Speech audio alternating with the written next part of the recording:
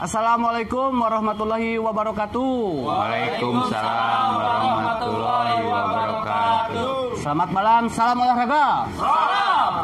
Oke sahabat semua, kita ketemu lagi di acara podcast ala Sukajadi, yaitu yang kita beri tema acaranya adalah Ngabring Ngariung Bari Seri. Nah, pada kesempatan ini kita telah mengundang narasumber guru PJOK Legend juga di Kecamatan Sukajadi.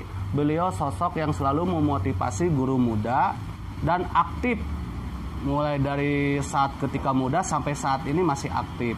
Nah, narasumber ini tentunya ini dari masukan-masukan rekan-rekan sahabat PJOK. Nah, alhamdulillah pada kesempatan ini memberikan luang waktu untuk hadir di acara podcast Ngabring Ngariung Bari Sharing. Yuk kita gali informasi beliau, pengalaman beliau, ilmu beliau, mudah-mudahan ini bermanfaat bagi kita semua. Nah, sahabat PJOK, narasumber kita sudah ada di samping, yaitu saudara Bapak Aceng. Nah, saya panggilnya Babe aja ya. Ya, Babe aja. Kalau biasanya dipanggil anak-anak Babe juga? Enggak, Bapak. Panggil Bapak. Dikira anak rejung panggil Babe. Nah, sahabat PJOK, kita selalu memanggilnya, kalau saya gitu ya, dengan rekan itu panggilnya Babe karena beliau orang yang sangat dituakan, yang selalu dihormati karena selalu memberikan saran-saran mulai dari motivasi kehidupan, bukan hanya dari pembelajaran tapi dari motivasi kehidupan. Beliau selalu memberikan pesan-pesan yang sangat berarti. Nah, sekarang kita gali informasi ini untuk disampaikan kepada sahabat semua.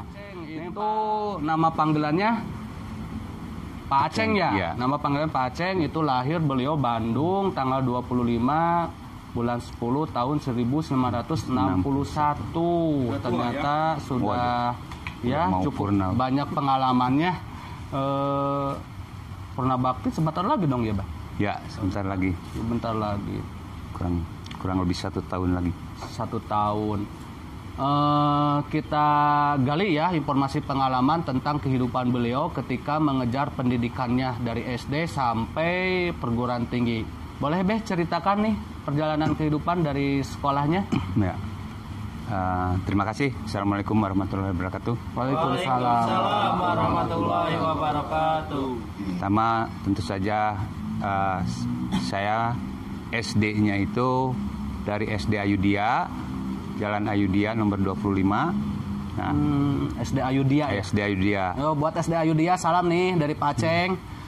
Lalu ke SMP-nya SMP YPI. YPI. Ya. Apa itu YPI? Yayasan Pesantren Islam di Jalan Mahmud. Jalan Mahmud. Masih ada nggak sekarang? Masih ada. Masih ada. Malahan sekarang ada SMA-nya. Oh, ada SMA-nya. Dari SD, SMP, SMA. Ya. Nih buat siswa-siswa YPI, Yayasan Pesantren Islam yang Jalan Mahmud ya? Ya, Jalan Mahmud. Nah, alhamdulillah nih ada sosok alumni dari YPI, lulusan YPI. Yuk, berupload dong buat YPI. Dari SMP saya masuk ke STM. STM jurusan listrik. Ya, STM Prakarya Internasional. Jalan Tegalega itu Inhopteng ya. Nah, Abah itu STM. STM jurusan listrik. Bukan kepanjangannya apa itu? STM Sekolah Teknik Menengah. Oh, Sekolah Teknik Menengah. Kalau Padang di mana dulu? Tinggi. Saya SMA. SMA. Apa itu kepanjangan SMA? Sekolah Menengah Atas. Oh, tepuk tangan udah aplaus kita. Nah, itu ikut program D2. Program D2 olahraga sempat juga ya. Ikut program D2. Sebab sebelum itu kan masuk ada yang disebut dengan dari STM itu ada program untuk guru olahraga, yaitu disebut program B1. Yang pertama itu. Kenapa masuk jadi guru olahraga? Nah, jadi guru olahraga karena waktu itu ada kekurangan untuk guru olahraga, makanya dihimpun baik dari SMA, dari STM ya, itu kecuali salah satu kebetulan waktu itu saya juga lagi diam, ada teman yang mau ikut program B1 untuk olahraga. Dia itu lulusan dari SPG. SPG. Nah. SPG itu apa? Sekolah Sales Promotion Group. pendidikan guru gitu. Sekolah perawat guru apa? Pendidikan Oh, sekolah pendidikan guru. Oh, dulu itu ada SPG Ada ya, SPG. sekolah pendidikan Nah. guru gitu. Pas begitu daftar ke SGO, saya diterima karena di STM, karena dia tidak diterima karena udah mempunyai jurusan. Itu untuk guru. Jadi SPG nggak diterima. Tidak Ya. diterima. Yang saya diterima. Alhamdulillah mengikuti testing dan sebagainya, seleksi. Alhamdulillah saya masuk program itu. Setelah itu D2-nya ikut, lalu ke S1-nya saya ke STKIP. Oh, Lanjutan. STKIP Pasundan Pasundan, Cimahi. ya, Nah, Cimahi. nih buat mahasiswa Ya. STKIP Pasundan Cimahi. Ada tokoh nih yang sudah berhasil menjadi guru PJOK. Oh, Pasundan Cimahi. Mantap. Ya mungkin itu aja pendidikan itu. Dari pendidikan. Ya. SD, SMP semua STM. kita tahu, sampai dia sempat STM. Cuman anehnya ya dari STM beliau jadi guru PJOK. Nah ini nih, masalah dari guru PJOK, alasannya kita perjelas lagi ya. Alasan beliau jadi guru PJOK itu dasarnya dari mana, hobi atau memang ingin gitu dulu awalnya? Sebetulnya tidak ya. Cuman saya mempunyai sedikit kegiatan ya, kemauan ingin, misalnya saya ini suka berolahraga. Awalnya suka berolahraga ya, mulai dari SMP ya olahraga ya, lalu ada pas pendaftaran di program saya ikut ya.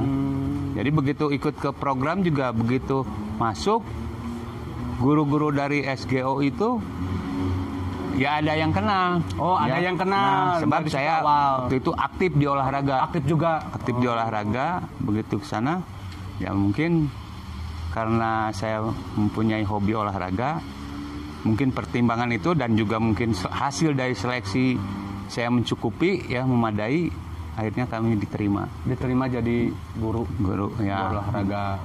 Luar biasa.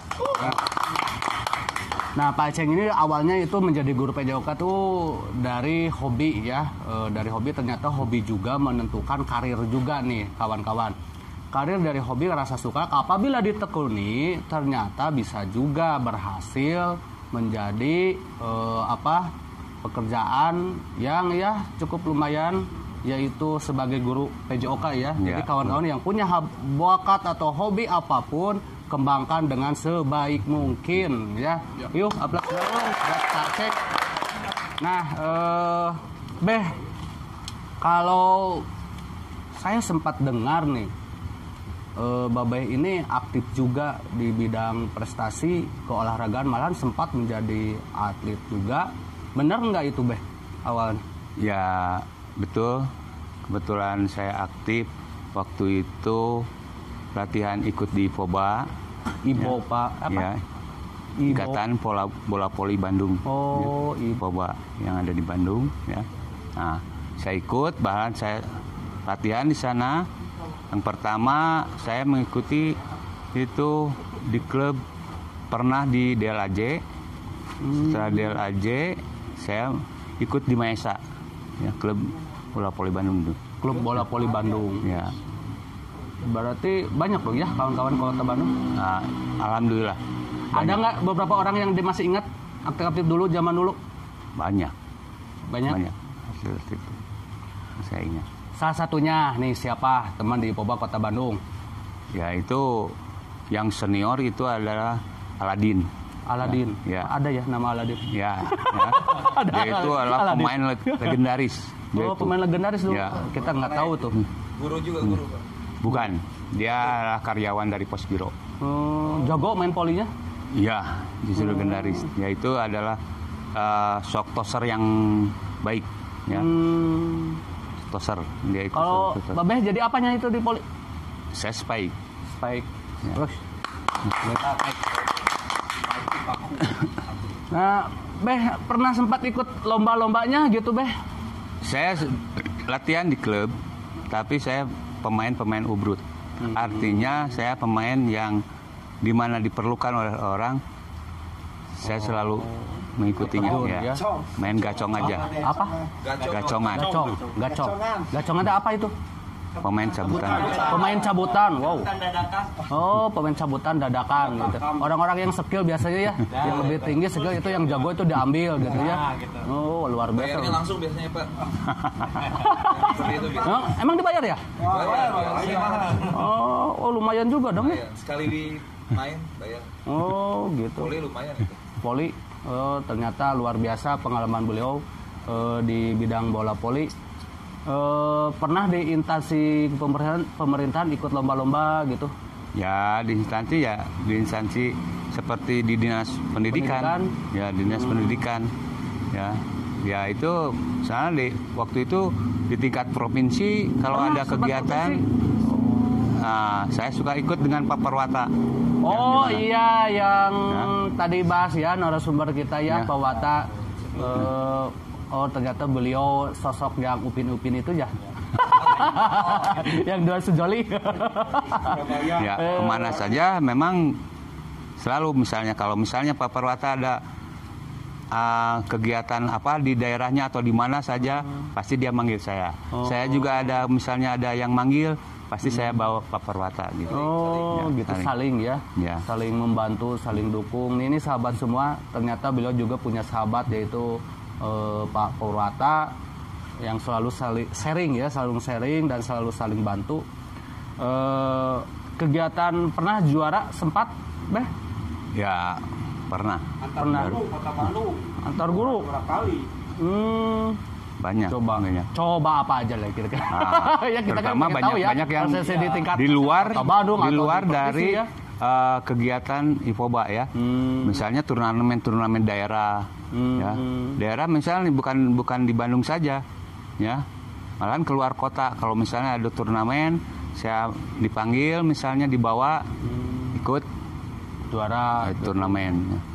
Ya kalau juara itu bukannya itu sering gitu ya. Sering ya. Sudah nggak asing lagi mungkin ya. Padahal itu paling sulit untuk juara ya. Tapi Pak Aceng ini alhamdulillah pengalamannya di bidang turnamen bola voli sudah menguasai. Tapi nggak tahu nih generasi muda sekarang bisa nggak ya? Bisa. Bisa nggak ya? Bisa. Harus bisa. Harus bisa ya? Harus. Emang suka latihan? Insya Allah. Seminggu sekali. Nah, Pak Aceng ini sempat dengan KKGP JOK Sukajadi sekarang yang milenial itu selalu berlatih juga setiap hari Hari Rabu. Hari Rabu.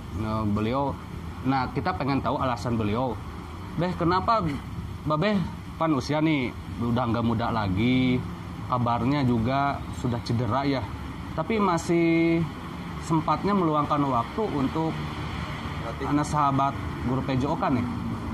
Apa dasarnya nih Babeh bisa seperti itu? Nggak tahu bagaimana kalau misalnya mendengar voli gitu, walaupun bagaimana rasanya itu asa terpanggil, pengen, walaupun fisik udah nggak memungkinkan ya, dengan usia sekarang ini.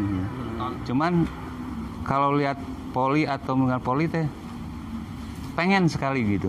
Jadi walaupun nonton atau bagaimana gitu, jadi seneng gitu. Sudah ada panggilan tersendiri ya. Mungkin ini berarti saking cintanya terhadap bola voli sehingga dimanapun ada orang yang mau berlatih bola voli terpanggil, terketuk langsung untuk ingin terlibat dan latihan bersama mungkin. Betul. Itu ya.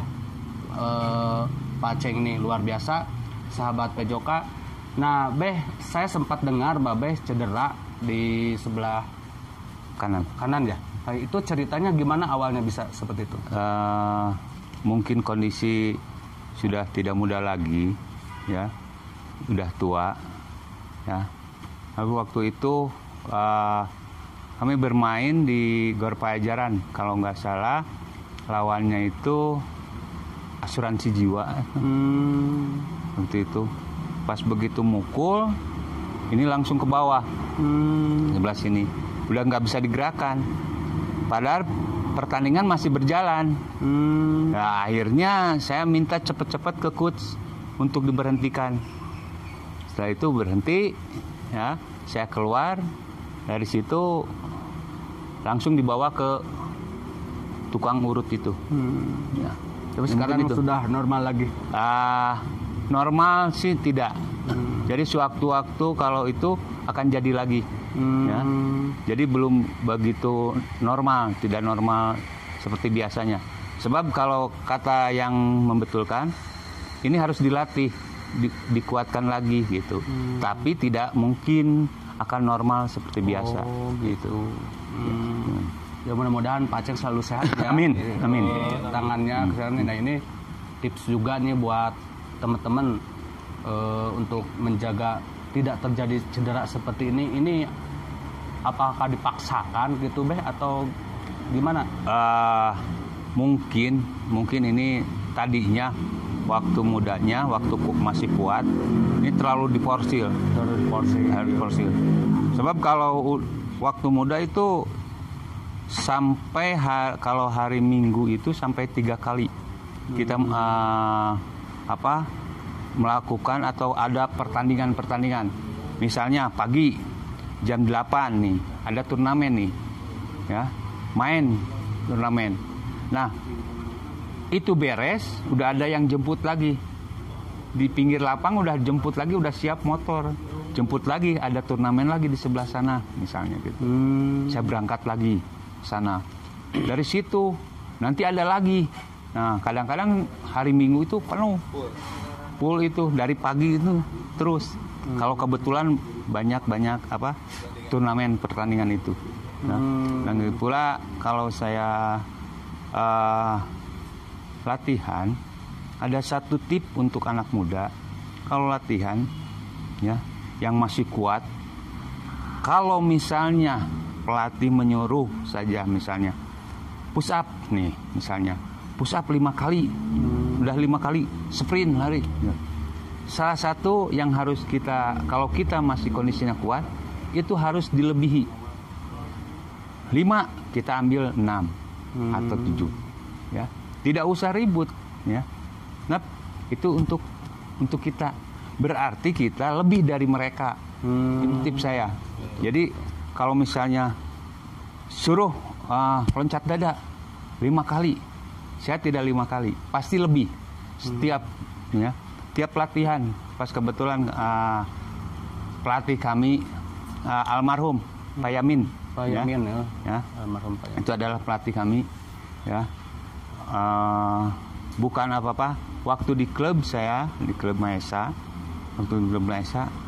orang lain menyangka bahwa saya itu anak emas. Ya. Bukan berarti anak emas itu latihan leha-leha. Saya menghadapi Bapak Yamin itu, kalau dilatih oleh Bapak Yamin, walaupun badan lemes, begitu dia datang, semangat lagi gitu ya. Ambil tenaga yang betul-betul lagi. Ya. Makanya kalau saya lihat Pak Yamin, langsung, ya, saya tantang. Walaupun bola kemana, jauh manapun, saya kejar sampai semaksimal mungkin. Bola dikasih bagaimanapun juga. Nah itu tips saya. Jadi saya punya anggapan bahwa saya fisiknya akan lebih dengan teman-teman gitu. Jadi nggak itu. Kalau misalnya suruh segini, saya pasti lebih. Nah itu. Dan lagi pula saya dibantu dengan di rumah. Saya tidak mengenal siang, tidak mengenal malam. Ya. Kalau di rumah, pasti di rumah, pas masuk kamar pasti besi ada. Besi apa juga pasti. Malam itu ya terlalu ambisi. Tapi jangan terlalu begitu. Akhirnya mungkin saya juga akhirnya dari gini gitu. Terlalu kelebihan beban, terlalu ya? Kelebihan mungkin. Kelebihan beban. Overdosis. Memang betul. Over lagi. Tanpa aturan. Karena terlalu ambisi, ya. Kalau misalnya ada misalnya ada turnamen, jam kedua main, pagi-pagi itu udah dari rumah itu udah dipersiapkan benar-benar fisiknya itu gitu. Ya itu mungkin itu. Ya. Iya. Oh, minum dulu nih, minum dulu nih. Ada Kang Yopi, dia juga guru muda di PJOK yang saat ini baru masuk juga di Kecamatan Sukajadi, mulai bergabung di Kecamatan Sukajadi. Mudah-mudahan beliau betah ya di Sukajadi ya. Amin. Eksis, beliau juga ada bocoran nih, jago apa ya, nanti kita jadi narasumber undang nanti beliau. Ya kan Pak Ceng, minum dulu. Ya. Tinggal. Silakan. Ternyata latihan itu penting, fisik itu penting ya, tapi jangan juga terlalu berlebihan. Dampaknya ternyata ketika usia lanjut atau sudah menunjuk usia tua, usia 60 mungkin ya, 50 ke itu berdampak pada kondisi fisik kita. Betul. Nah ini sahabat PJOK, kita juga harus lihat dulu diri kita, umur kita berapa sih, standar kita berapa sih untuk latihan. Cari aman saja lah, jangan terlalu dipaksakan. Tapi teknik mungkin, nah ini nih masalah teknik kita bahas nih. Teknik poli nih cara berlatih supaya lancar, kita kadang passing bawah supaya tidak, pengennya ke depan ini malah ke kanan, malah ke kiri gitu. Itu gimana nih ceritakan Kalau untuk di poli itu, yang pertama itu latihan yang rajin. Latihan ya. Jadi gini, tidak bisa poli itu sebulan 2 bulan. Harus rutin. Rutin latihannya. Rutin ya, rajin ya. Tidak bisa mengandalkan kalau kita masuk klub, tidak bisa mengandalkan dari klub. Kita di rumah juga harus rajin ya. Sebab saya kalau misalnya mau latihan nih, di rumah udah siap, udah latihan ya, baik peregangan, pemanasan dan sebagainya. Jadi begitu ke sana cuma sedikit gerak, kita udah siap gitu. Itu. Kalau untuk ngelatih anak-anak nih gimana nih? Kadang kan bola itu, kalau anak-anak datang bola itu takut, malah kalau ada tips enggak itu untuk anak? Begini, kalau misalnya untuk anak, jangkanya agak panjang, kita latihan rutinnya. Yang pertama adalah passing ya. Kita passing, luruskan dulu posisi tangannya, posisi kakinya ya, gerakan kakinya, gerakan tangannya. Sebab kalau volley itu dasarnya itu tangan, kalau passing bawah tangannya harus lurus dulu ya, diusahakan lurus dulu. Bahkan kalau misalnya kita dulu kalau bawa anak-anak, menghadapi anak-anak mau main atau ikut turnamen misalnya anak-anak SD gitu, kalau waktunya sentak, saya kadang-kadang terlalu memaksakan ke anak, yang akhirnya mungkin saya juga takut akhirnya nanti ke depannya anak itu. Saya suka pakai beban, artinya pakai besi yang kecil lah, yang ringan, pakai gini supaya lurus, ginian aja ya, luruskan aja. Pakai media bantu yang lain gitu ya. Media bantu yang lain, yang berat atau botol pakai air gitu. Kadang-kadang gitu. Luruskan aja dulu. Kelihatan begitu dikasih bola, dia tuh udah lurus, udah bagus gitu. Udah refleks. Udah refleks karena sudah biasa memegang alat bantu itu. Terus rajin, ke anak itu harus rajin terus, deketan, rajin. Sedikit-sedikit ya, anak-anak juga kalau misalnya anaknya pengen, kelihatan. Yang terlalu dipaksakan udah kelihatan. Oh ini hasilnya udah kelihatan. Sudah beda lagi ya, beda hasilnya. Nah itu sahabat PJOK, ternyata banyak kalau menceritakan tentang bola voli, Pak Aceng itu ceritanya panjang ya. Satu pertanyaan berarti luar biasa.